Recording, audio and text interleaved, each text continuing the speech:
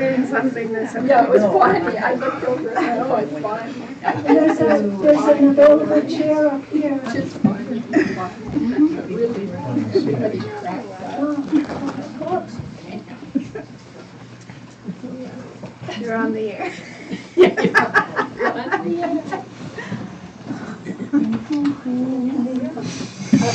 Looks like What are you doing way back there? Are you trying to be incognito?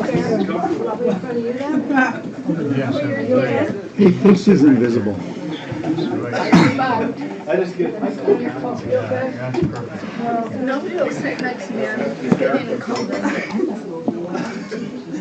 And ma'am, pile up all these cushions. Well, I was gonna move back there, but I like this because I can put my cushion up there. You want some more pillows?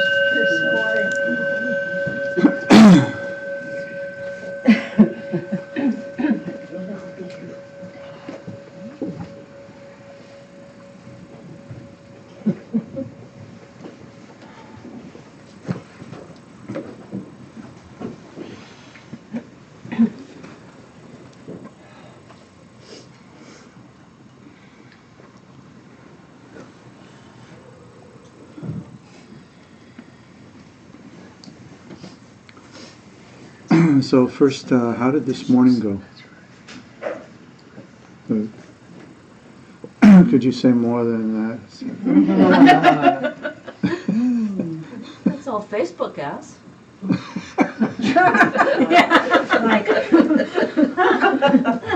That's true. Being aware of experiences has been really enlightening, very helpful for me to keep me present. So you've been kind of doing that the last 2 or 3 weeks, and it's been helpful for me.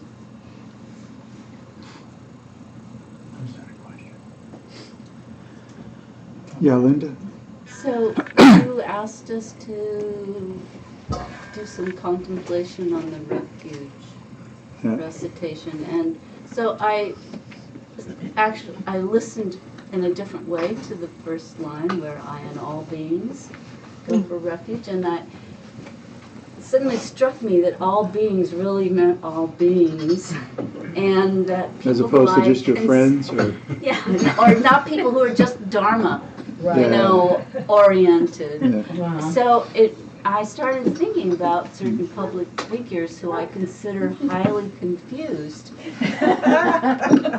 Also, their life was going for the same things that my life is going for, though it's hard for me to tell that.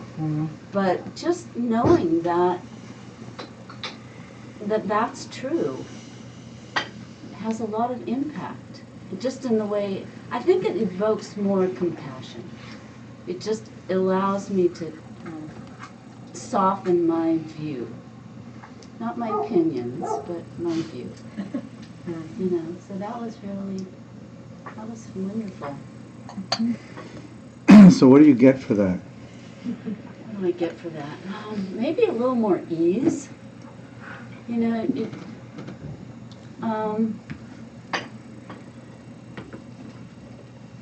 mean, that might not sound very much, but it really did. It gave me a sense of some peacefulness, some ease. Like I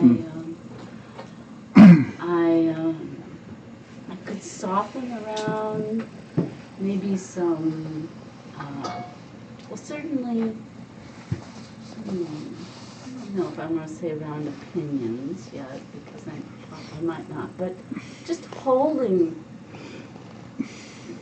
I'm thinking of a few specific individuals in a different way. Just trying to see how their actions, no matter how I think of them, they're still in that same pursuit, even if there doesn't even have to be, like I wouldn't expect them to say, oh yes, I'm going to the true sources of refuge. I don't think that would be something in their vocabulary. But just even without that, still that's an I don't know, I think it's still true. It's just true. I'm stumbling around here. Well, just before, one moment, is the reason that I asked you, what do you get for it, is because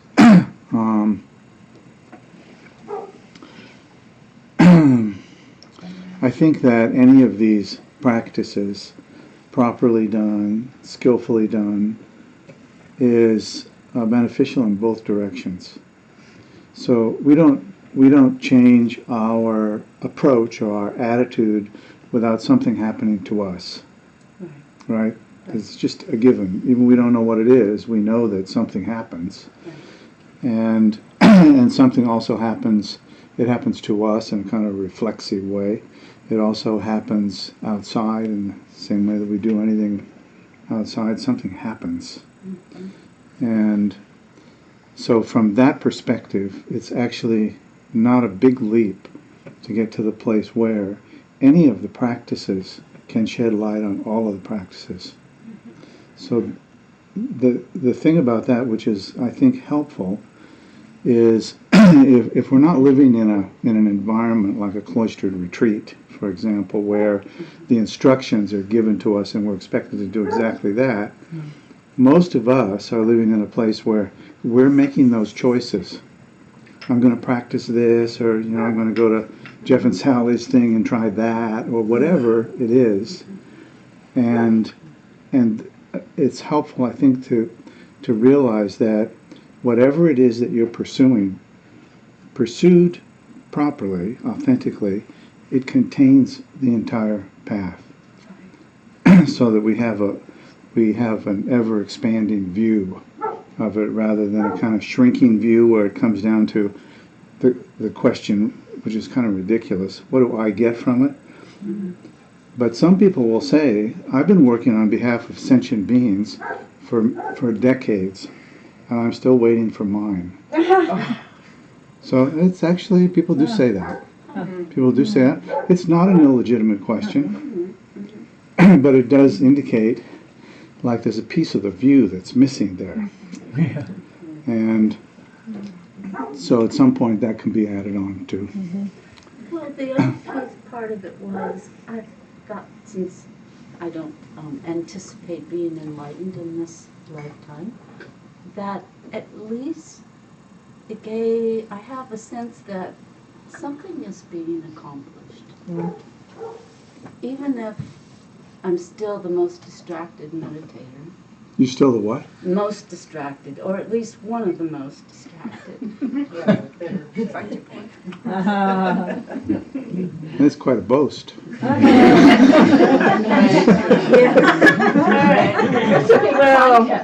I think you could start a hockey fight.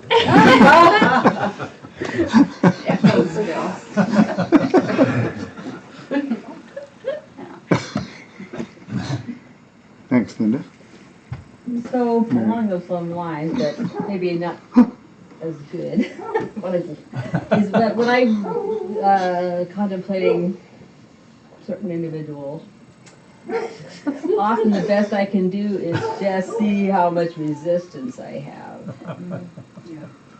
So I don't know if I should be okay with that or not, noticing how much resistance I have. One bit of advice I got from somebody recently, which made sense. They said, well, maybe you can't take and send like love and whatever, but maybe you can say, I wish for you to be without malice. I wish for you to be without, hate or whatever. Try that. And then the only, when I'm really trying to get somewhere good, I'll just think, once they were a baby. Once they were a baby. It's helpful. We might object to the past tense, but But anyway, so what do you do when all you can do is feel your resistance? So, like, what do you do with that? I'm trying to decide. It made me wonder about it. what's the id? The resistance, my feeling of resistance to thinking good thoughts about someone, maybe in kind of a nuts and bolts kind of way. like, trying not to say Mr. Stupid.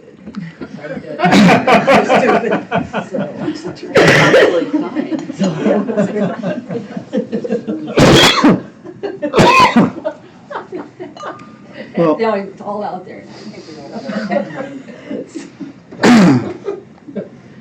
I think you can ask, we can all always ask the question,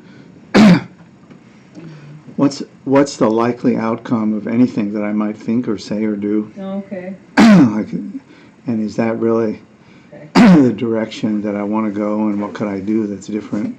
We have a lot of tools as practitioners. We have a lot of tools.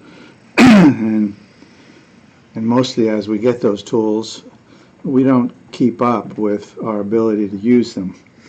They tend to come faster than our ability to, to use them well. So in one way, one could make a case easily that if not enough things come at you, you never learn to use them. If you don't encounter enough difficult situations, you just never learn to use them. Right. Some may never learn to use them anyway, but for sure, if you're not challenged, you don't. It's like everything. And our goal, which I think in even the very difficult circumstances, our goal is that we could honestly, easily, spontaneously generate loving kindness and caring about all sentient beings. And it's very different when these things are theoretical. Like you read the history book and you read about Mussolini and Hitler and Stalin, and it's actually kind of easy to have a sense that they also have Buddha nature and they're also confused and all, because they don't appear to be affecting our lives in that moment. When someone affects our lives, we are put into a different situation. Even when they don't know they are, or they do, it doesn't really matter. But we have to protect ourselves in this too. I think sometimes we miss that. We have to protect ourselves if we are to actually hold the view, the aspiration to benefit all beings. And that protecting that is not necessarily easy. We might say, well, what would not be a protection for it, and what would be? Well, killing people who are after us probably wouldn't help us protect that aspiration. Doing things that hurt other people would not help to maintain that aspiration. So just because a couple of people mentioned to me the question of when do I get mine, I mean, it was kind of tongue-in-cheek, but it was the same time, it was like, don't you ever get anything back? It was like that. My first reaction to that was, really? You don't see what you get. But then it was clear it wasn't a joke. It was like, no, really, they're not seeing what they get. So if you always feel like you're shelling it out and there's no benefit for you out of that, this is a problem. On the other hand, kind of the rules of engagement within the Dharma include you can't take it away from somebody else because you feel like you don't have enough. That kind of undermines what you did have, and now it's worse. So I think that's a piece of the puzzle that we often don't talk too much about. Like, how do I protect my view? I value the view of bodhicitta, of benefiting all sentient beings without exception, with complete 100% equanimity. I value these things. How do I maintain that value and protect them without also just falling into a dark trap, feeling like I'm a martyr and a bad one. I'm a loser martyr. It's like I don't even like it. It's like Not even a good mark. no, it's just like it's an interesting puzzle. And that puzzle should be resolved, and we shouldn't, I think, there's no shame in working on that puzzle. Like, I feel like I'm always coming up with a short stick. I would like to get the long stick once, you know? It's a worthy conversation, a worthy investigation for anyone who feels that way. I don't personally feel that way, but I can relate to people who feel that way. Like, wait a minute, we're in a spiritual tradition that requires us to give everything and get nothing. You got to be able to answer that. If to no one else, yourself. You know. And you're saying protecting those aspirations by, I think what you said was by the things we do and say. Is that what you said? Well, that's how we would protect it, but also what we think. Okay. So, and there's a key. We know that when we, well, for example, we have all our friends around us, and they have found themselves in a difficult situation of some kind, and we would like to help them, and we give rise to that aspiration mentally, verbally, to ourselves, and we feel good when we give rise to that aspiration. I may not be able to be successful, but I feel joyful at my ability to generate the aspiration, at least. And then you find out that there's some really bad people in that group, and suddenly we find ourselves cherry picking the ones we want to benefit.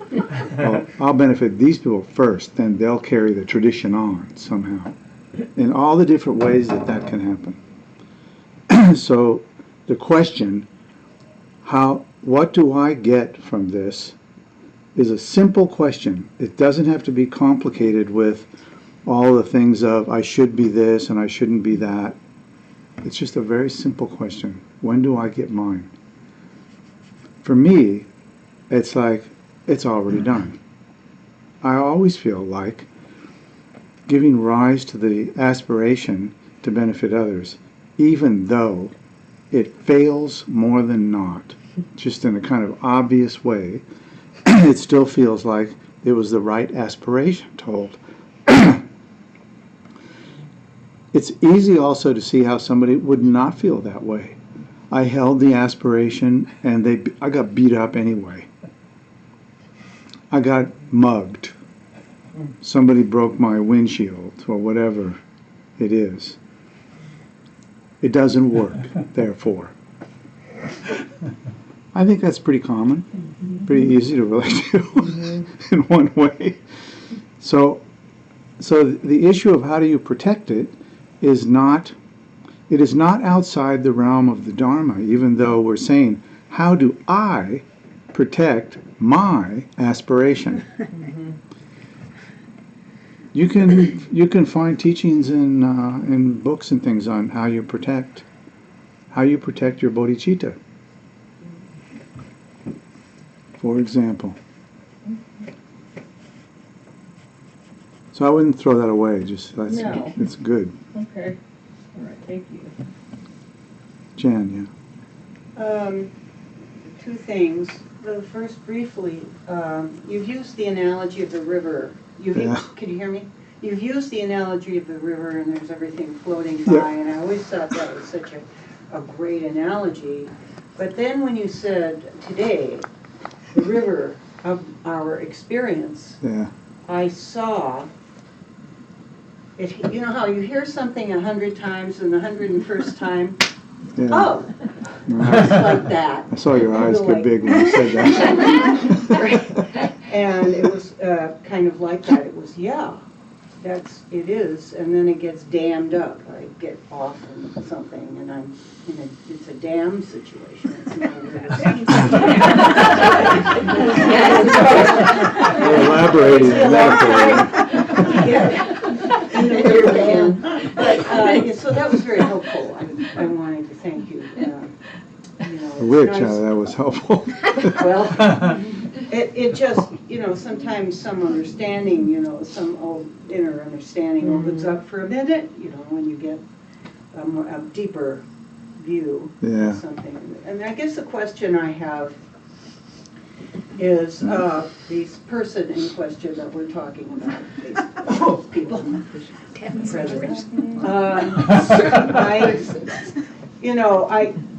in watching this person and how he constructs his world and has to keep it, he has to stay on top of his world and have a particular viewpoint about himself. And so there's a lot of energy that goes into that defense and all the stuff that we all do. And I have been examining lately, my own ways of buffering myself from aspects that I might not want to see, or I'm embarrassed about, or and also how it's like a doll, one of those plastic dolls with a round bottom, you hit it and it keeps coming up straight. That's what it's like, I'll find a way to keep myself upright to myself in whatever possible way I can. And I don't see that most of the time. It's so ingrained. It's under the radar. It's so ingrained and it's so pervasive that I'm just hoping that, in watching this river, I could catch more glimpses of that device, all the different devices that I have to keep on top of the game, whatever that is at the moment, in that moment. And What does on top of the game mean? well, what's the word? I'm sort of, You like the way you want people to see you? yes, the way I want people to see me, the way I like to see myself, the way I get my feedback from the world, that sort of thing. Yeah. And it's all posturing in some ways, more in some ways, to keep myself feeling that I am a somebody, basically, in Yeah. this way or that way or that way or this way, or, And I'm usually buffered by it, by excuses and, Buffered or buffeted? well, buffeted is one, and buffered is that I don't see it, I Yeah. don't see, like buffers, a bumper car, Yeah. I don't. Right. So I wondered if you could have Bumper anything buffer. to say about that, and hopefully would practice the way to open up, to see what one is doing on that lower radar mumbling level underneath there. I think you made a wrong turn. Did I? Mm-hmm. How's that?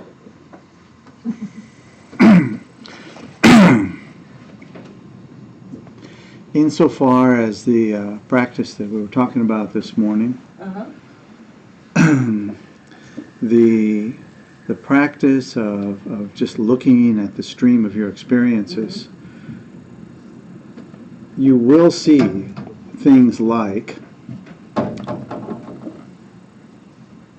wanting to be somebody by my own standard, right? But the moment that you see that, it is something to see, Right. but nothing to do anything about. So you may see, for example, I want to be somebody. Actually, that's not what I should be doing, wanting to be somebody. So that comes from the reaction to seeing the wanting to be and all, but that's not the practice. Right. Some practices it's important to see the mistakes, like I want to be somebody. This practice, that's not a piece of it. You will see all the things you don't want to see, but the skill to develop is you're just sitting by the river. Yeah. Would you look at the river and say, river, you're going north, but really you should go south? It's like, and as for those branches that are in there, you should get rid of those too. It's just ridiculous, of course. Right, of course.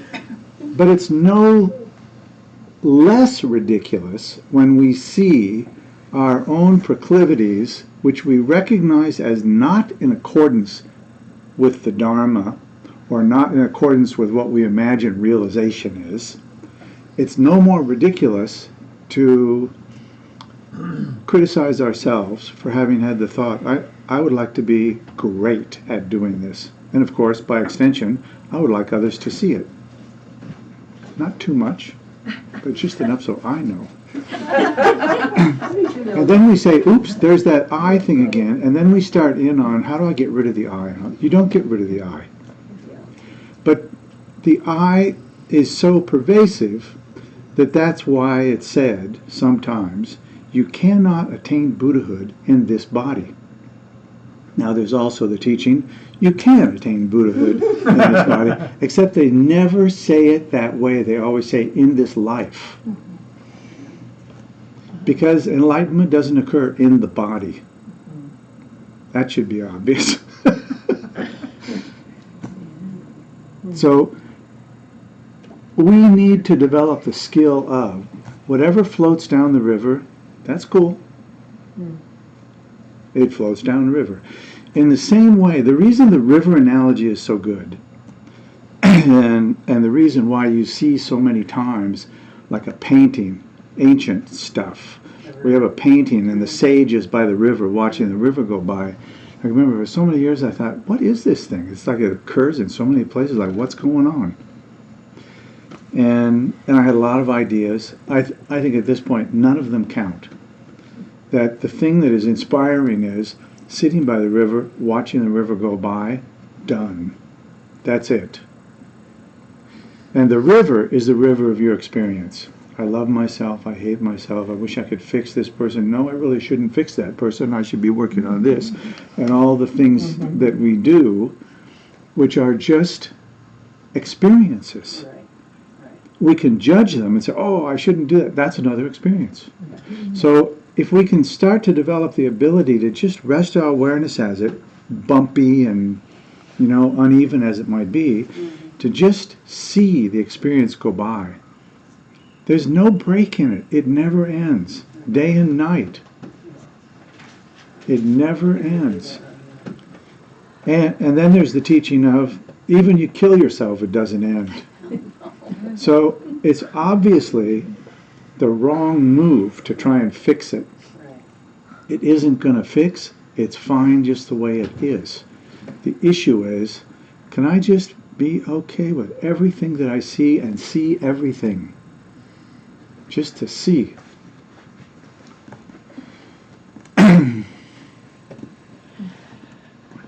So that's what I meant by a wrong move.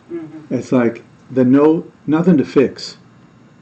The fix is only like, can I become so skillful that in the middle of a conversation, pleasant, unpleasant, complicated, easy, whatever it is, attachment and aversion aside, all that stuff, can I just like drop into the place of just witnessing the flow, that's all.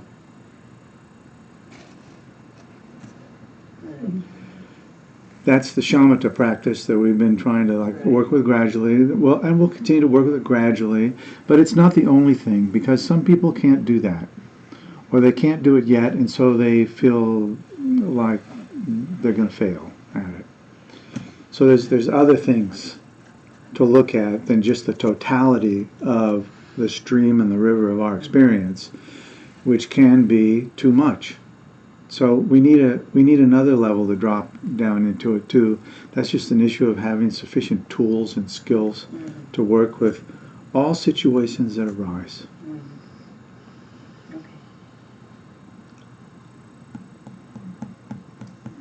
Does that make sense? Yeah. Okay. Yeah. Pat, yeah.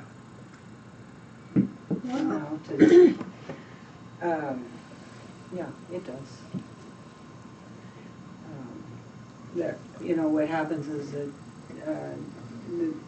I'm there for a few seconds, I guess like most people, and there's a clog. Something becomes, no, that's not my experience, something. Can never say, that has to go out of your vocabulary, no, that's not my experience. Right. It's like, oh, it's maybe mine, I'm having your experience here. Right, of course. Or there's a place where, it stops, knows everything. Yeah. Anyway, yeah, thank you. That's Well, originally I was just gonna tag on to the, the unsaid conversation about the person that we won't name. And but it wasn't part of the practice we did today, so it was, my thought was, well, that's the fuel for the practice, and that's why I practice, is because of the confusion. Yeah. So there was that, but then in line with what we were practicing, what came to mind was mostly the impermanence of everything that was going through me at the time, because sitting on the river, nothing stopped. It was just a continuous stream of, it was just a Flotsam and continuous jetsam. stream. So all I could think of was impermanence. Right, Yeah. right. That meditation is really, I think that meditation is really nice. Yeah. You recognize the impermanence, you don't lose that. Just stay with that. See it unfolding continuously. So even the distractions that arise that you see your thoughts going in all kinds of directions, that's just all part of the Yeah. river going downstream. Yeah, and we get totally distracted, of course. And we can't say that's not a distraction, it's just your experience. That's not helpful. But what is helpful is, I think, that we understand, that just have a kind of a conceptual support here. We understand that the distraction is just a category that I put a piece of my experience into. It's not actually different than the other experiences, but I wasn't present for it. I left the room for a while, and then this big log came down the river. But it's still the same. It's still your experience. And just having the conceptual thing to kind of, for a moment, chew on the fact that I got very attached or had a big aversion to this particular experience, it doesn't change. It's better if we can see it in the moment that it occurs. But second best is just to see, like, it's just another experience. It has no more value than the itch that I scratch. It's just that. And in the context of our meditation, I think that's totally appropriate. Now, some people will say, as what happened at Aurora the other night, there was one person who said, I feel like it's not enough. Like in this world at this time, to meditate on these things is not enough. Oh, right. It's a great question, right?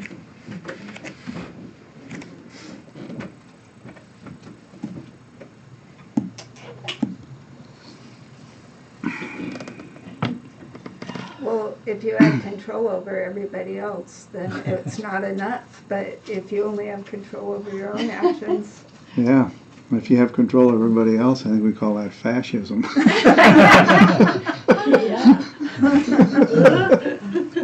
No, it's not a goal. I just wanted to share something. The first two sessions, I had the same experience of being like totally distracted by everything that came up. I couldn't even manage to visualize or feel that I was sitting on the side of the river. Like I was in the river, being hauled down by all these, Even were the river. these thoughts. And then in the third session, I had this image like spontaneously occur to me of a tiggly, a white tiggly, floating on a leaf in the middle of the river. And it had like a luminous quality, so I didn't want it to fall into the water. So it really grabbed my attention, and so all these, the river kept going, all these thoughts and experiences kept coming up, but I didn't want to focus on anything except this leaf with a take leaf floating down. Yeah. Just feeling the precariousness of it, feeling the like possible impermanence of this light on this leaf.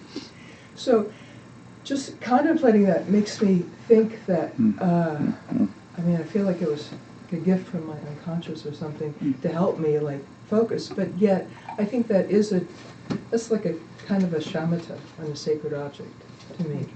So it's like you saying just to meditate on all these experiences that come up, it's like meditation without an object, because there's no permanent object anywhere. So I think I was like grasping somehow for an object to focus on, something that felt luminous, sacred. So it worked after that, but maybe I'm just not ready to like focus without something like that. I think you're totally ready. This is like, we already do it. Our experience like just flows continuously. We don't have to do anything. We can't stop it. We can't make it go. Everything we try is driven by, for the most part, I think almost safe to say everything, not quite, but mostly we're driven by our attachments and aversions and the mixtures of our mental events of the past and where we want to go in the future, all these things. But the core of meditation is to transcend all that. But when we say transcend all that, I think for thinking people, there's a kind of place where we want to say transcend all that into what? I mean, okay, I have a river of experience, I can see that, and I get distracted, and I find my way back, all these things. I'm not so great at it, but my question is, if I was really great at it, so what? What is that? If I hold the view of the benefit of others, is that helpful? Or just neutral? Or what? Exactly. I think you have to bring the answers to that, but of course, the conceptual responses to the flow of our own experience can only really be kind of helpful in the context of engaging in the meditation itself. Anything else is just ordinary worldly stuff. We're all good at that, conceptual activity. So watching the river is definitely a skill in meditation. And you said, I think it's like shamatha with no object. You could also say it's shamatha with unlimited objects. It just depends. How do you want to cut that? Infinite. Yeah. Yeah. They're all hooked together like an infinite train. They just like flow forever. And many of them distract us because they're so pleasant, and we have a sense of maybe we had an insight. Maybe it's a genuine insight. Maybe it's not. And we can chew and analyze those things endlessly. We already know that. We're brilliant at it. And I really mean unusually skilled at it. I think as a culture, we tend to go there. Much of our training in school leads us in that direction. We're fascinated by it, since we were never really taught to just watch the flow of our experience. Doing it for a bit provides us with another thing to work with the tools that we've been working with all along. And part of what we want to do is, we don't need to throw those tools away, but we need to know the difference between using the tools we already know and the ones that we haven't yet mastered. And so I think putting the awareness on the flow of experience, it can be ecstatic. I mean, the experience itself can be ecstatic. There's nothing wrong with that until we decide all my experiences have to be ecstatic. And now we have to divide by the square root and a few other things, to get the thing to come out right. So I think that the track is right, but it really is ponderous in terms of how long it will take us to get to the place where we can just be present. So you encounter somebody who offends you, and then to just be able to put your awareness on the feeling of that without even labeling as offensive or the other person. I think when that happens, then you can look and say like, well, this is an improvement. This is a good direction. And it's a good direction both in a worldly sense. So when we talk about benefiting sentient beings, what an enormous benefit. To be able to rest with the flow of your experience and not have unbridled reactions to it. How good's that? So I think this is where we get the interdependence. We have the impermanence is the easy one, actually. Interdependence is more difficult, but it's really just corollary of impermanence. The interdependence is we've got to see the connections between our experience and the things that we have thought and done and said and all the other things, and see them without generating endless judgments and opinions about ourselves and others and all. And that also gets confusing with, there'll always be, someone will always say, and I will say I'm kind of grateful for it at this point, someone will always say, I don't think that's enough. We have to go do something. And there isn't anything in the practice that says you shouldn't do anything. You know? It would be silly to put it in there, you shouldn't do anything, because we're going to do it anyway. So we may as well have a way to do it, which is helpful. So go do the thing you got to do, but while you're doing it, don't lose the thread of your experience. At least leave some breadcrumbs so you can get out of the cave. There's a little piece in there that when you're talking about you meet someone who offends you and you put your attention on it. On the experience. On the experience. Yeah. The more that you can cultivate the process itself, the less the way that description sounds. It sounds like it's something happened, and then you go, whoa, what happened? But the more that you actually cultivate the method, the more it is that you will actually see the experience arising that you used to only notice in the rearview mirror as labeled offensive. Good. Yeah. Or I am offended. First it's just offensive. And then there's some kind of experience. I was offended. Yeah. And that's like generally speaking, a giant leap forward. Yeah. But to actually be present with the ripples of experience as they're arising, and then you can say, that's interesting. That is the seed of what usually flourishes as being offended, and all the other things that go along with it. And well, I agree with you in terms of the process of the meditation itself, in which case there is no in order to. You're not doing that in order to be a better person about being not offended in the moment, within the practice of the meditation. Within that moment, you're not doing that. If you start doing that, then you get in the way of this process. But it's not that it's without impact on that. That it does tend to actually cut through the process that usually goes all the way out to, you offended me. And you offended me because I know you're such and such, and you're like that, and this and that. And I'm better than that, and all the rest of it. Yeah. So just kind of noticing, okay, there's this funny thing in experience that's kind of moving in this certain way. It doesn't turn out the same way.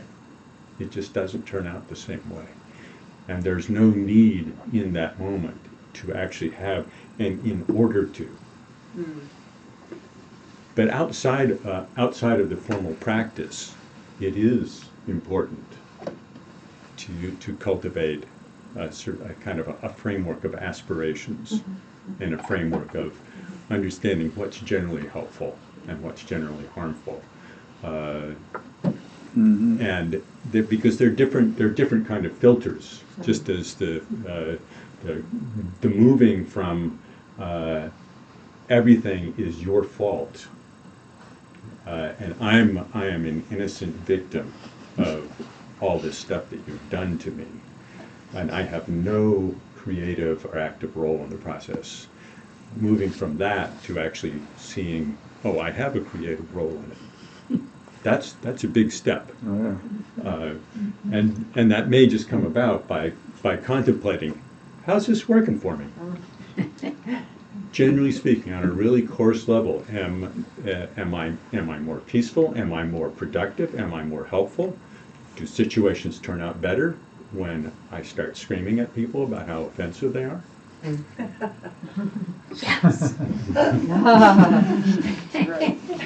I won't discount the possibility, but on average, it doesn't work out so well. And so that part of the practice is quite good. But when we start to kind of merge the cultivation of the continuity of awareness of experience with this in order to thing, when we start to kind of squish them, kind of get them married on the first date, it's like, no, just kind of need to allow them to kind of grow and mature in their own way. Otherwise, you get into trouble. Each one becomes kind of an enemy of the other. Our ordinary aspirations will become an enemy of the continuity of awareness, because we'll quickly switch to the ordinary strategies of, my agenda is this. Oh, good, I caught that, so now I'll be able to do this. Or now, oh my God, I'm such a terrible person. Oh, I have to remind myself what a terrible person I am. That gets in the way. But trying to take there's nothing to do about experience into our ordinary life, where we are not having the continuity of awareness, and start to declare everything is just experience, including all my harmful behavior. This undermines the basic practices of cultivating compassion, loving kindness, skillful activity, engaging in things that are helpful, and avoiding things that are not. So allowing them to mature kind of in their own domains is a very important piece.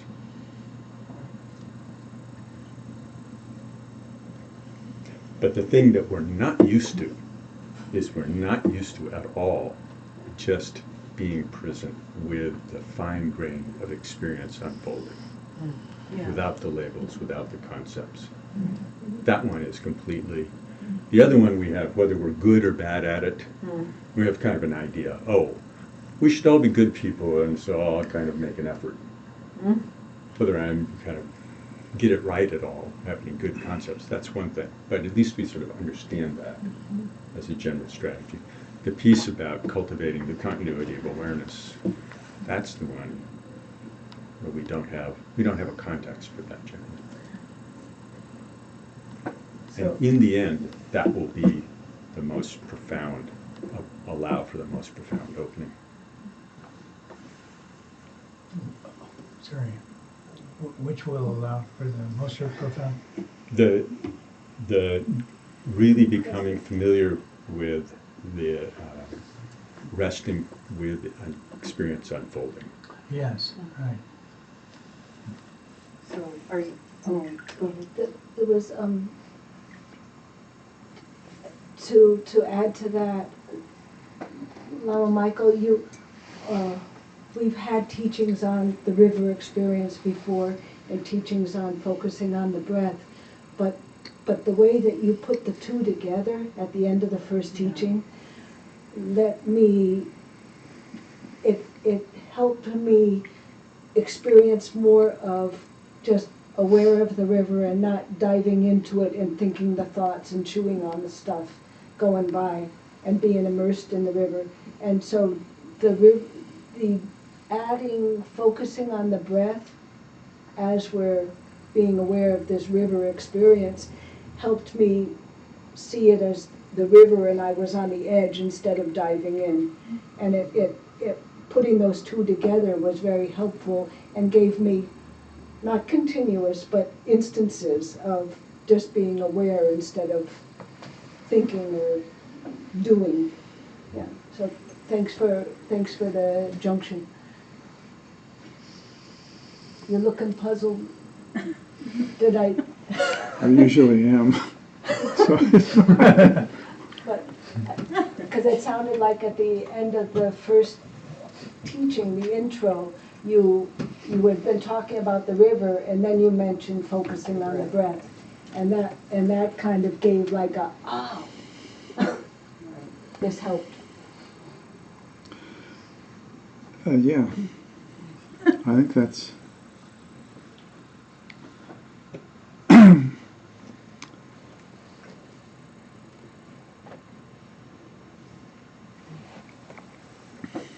I just wanted to say something about how we envision people that we don't like, and then realizing the other sides that they have and seeing that. And when I was about 15, I started to live with my stepfather, and he was the perfect dad.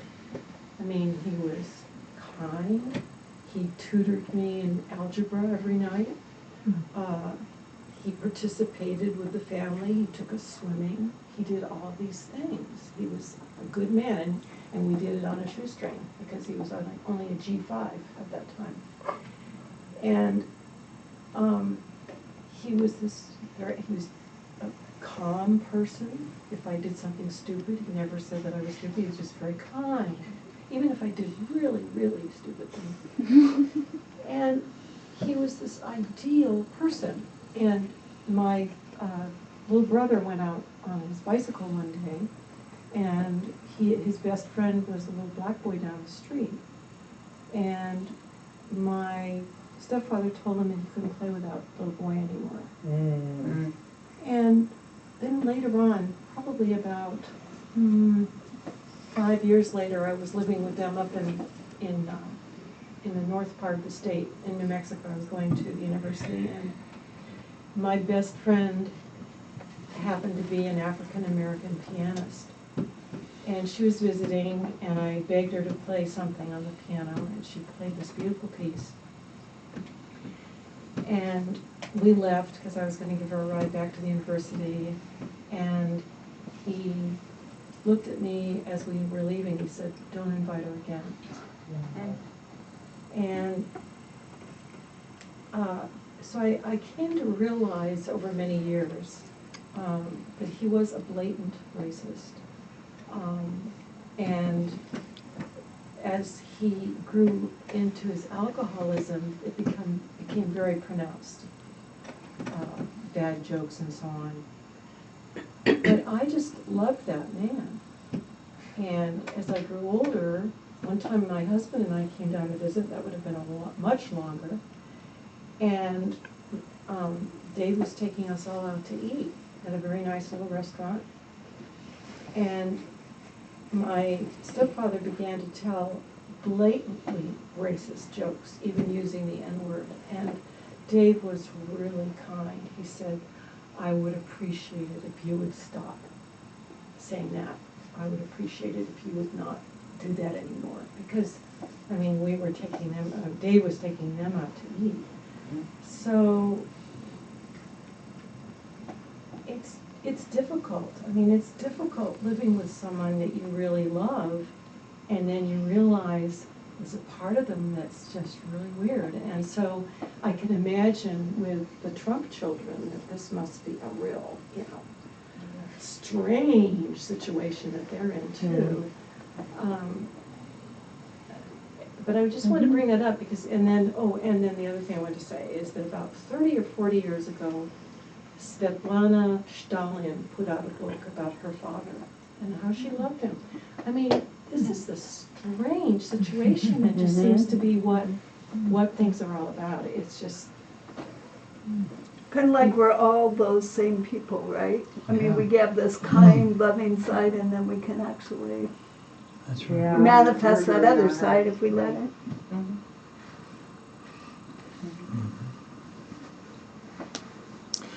So I think that this last exchange is actually really key in a way.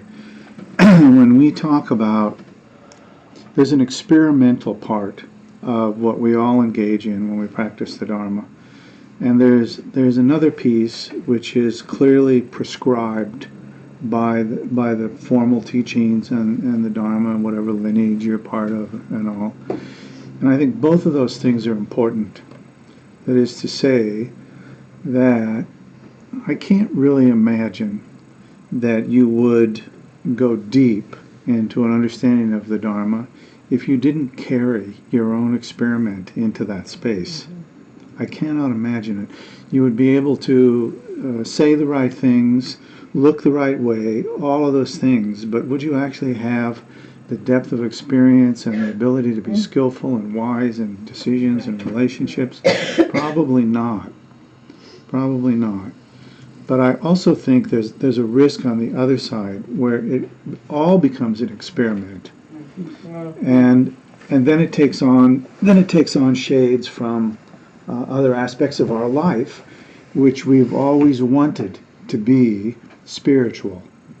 All those other things, and now we're actually sort of bringing them into the Hall of Fame when they may or may not be worthy of that.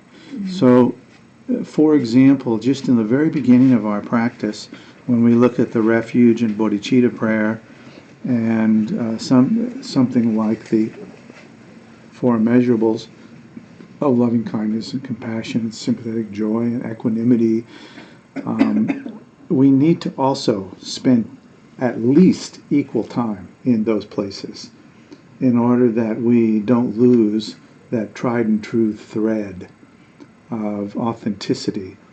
That when we step into the experimental edge, I think sometimes we're stepping just outside of those formal teachings, which is good. I wouldn't say never do that, because I couldn't possibly hold that standard myself. I think that those formal teachings can be looked at, and we can look at our own experiment through those formal teachings and find the way in which the experiment that we run, which is based upon our own proclivities and our own history and all these things, we can see that it is authentic, and or maybe it isn't, based upon our understanding of the formal teachings. I'm not saying this exactly the way I wanted to, but I think that sometimes we see situations where the Dharma is commandeered as a spiritual support for other disciplines, which are not necessarily contradictory, but we can supplant the authenticity of the foundation teachings in ways which are not helpful. So, for example, when we practice the four immeasurables, I think it's important to practice the four immeasurables as they're prescribed, not in the way that we dream up all of these things. And that doesn't contradict running experiments in our own minds. But what's important is to be clear about when we're running the experiment and when we're engaging in the formal practice, so we don't confuse those two things. It reminds me of the metaphor of classical music and jazz. So some people just pick up instruments and say, I'm playing jazz. And they're just, they don't know the classical, so they don't know what they're, they don't know what they're varying from. There's no foundation there. And Yeah, there's that danger of never learning, never reading, never learning, never memorizing even a small, the four immeasurables. Exactly. And never coming back to them during the day, but just saying, look at my experience, I'm looking at my experience, you know, and getting lost. Yeah. So it's both those things. That's why we have the three wisdoms of study, contemplate, meditate. If we stick with those, then we don't get lost that way. Can I have a second shot? A second? Who else speak? Okay, so I just wanted to get back what you were talking about. Formal practice where it's quiet or whatever. Anyway, there's an opportunity to watch more of the core of whatever is moving and activity in life.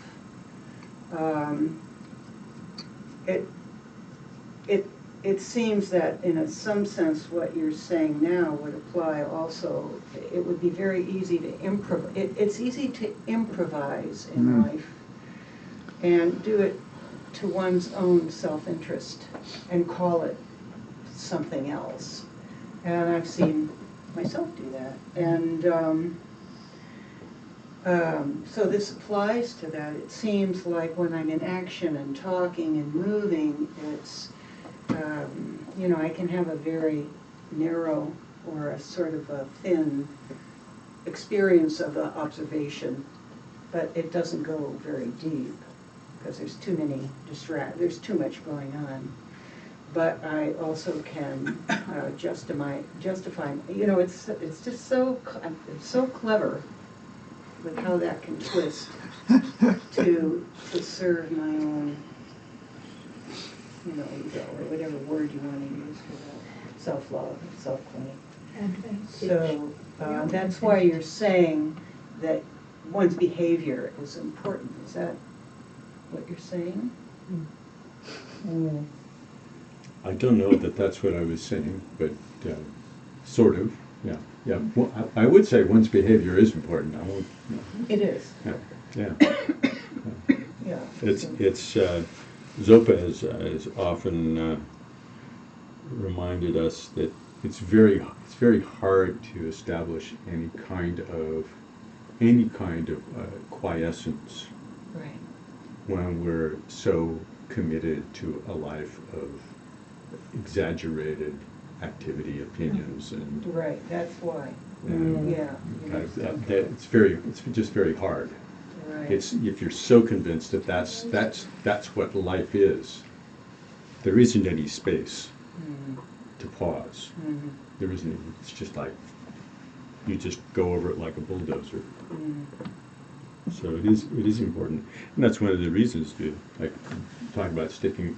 Have at least find out what the classical list of harmful actions are, and contemplate them. Right.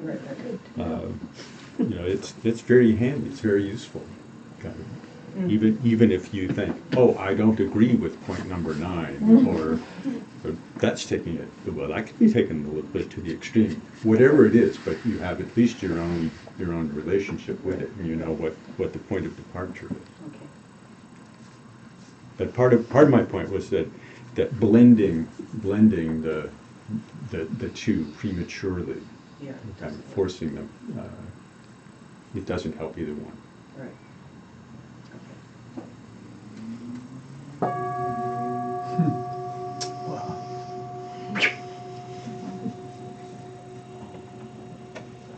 Talk about racing forward.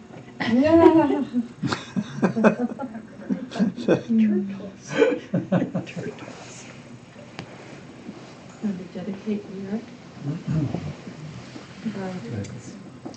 By this virtue may I quickly realize Mahamudra and establish all beings without exception in this state.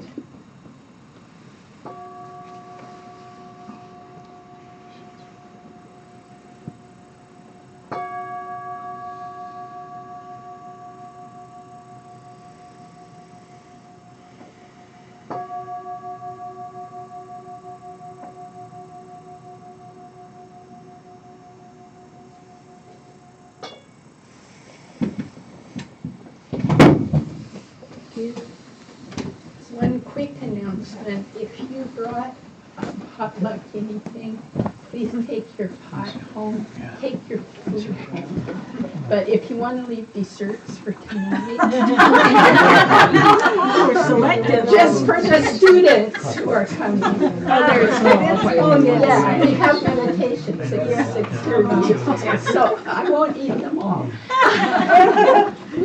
Well,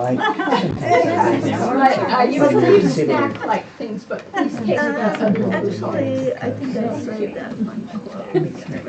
We just want desserts. We call that transparency. A lot of them did. Yeah. I don't want to write. I took a bunch of these home one time and sewed a bunch of them clothes just because we need a whole bunch more.